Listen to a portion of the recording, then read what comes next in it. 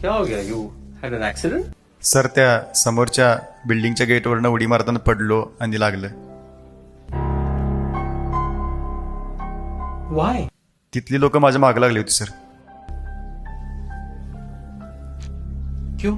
कारण त्यांच्या गटारीच्या पार्टीत मी 20 रुपयाची कॉन्ट्री देऊन पाव किलो मटण खाल्लं होतं. मग आमच्या इथल्या पार्टीत का आलास? भूक सर. लहानपणापासून मटण खायची आवड आणि आता सगळीकडे गटारीच्या नियोजनाची चर्चा म्हटल्यावर मला भूक लागली. इथं येऊन बघितलं तर सगळीकडे रेस सुरू आहे. लवकर नाही पोचलं पार्टीत तर रस्तासुद्धा प्यायला मिळणार नाही. मला परत भूक लागली. भुकेला माफी नाही सर. 1600 हाडं खाऊन झाली तेव्हा कुठं काय आलं. लाजून का उपयोग नाही. दिसली पार्टी की घुसायचं.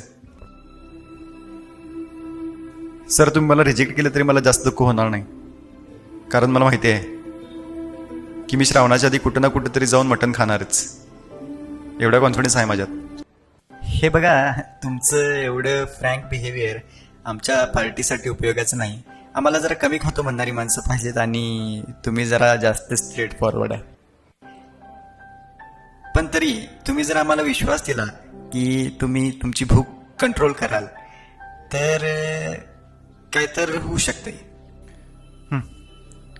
5-6 सोसायट्यांमध्ये धावपळ करून ही भूक लागली सर. खूप प्रयत्न करून इथेपर्यंत पोहोचलोय. आता नाही कंट्रोल होणार भूक. ठीक आहे, तुम्ही तुमची पार्टी तुमच्याजवळ ठेवा. मी माझी भूक माझ्याजवळ ठेवतो. येतो.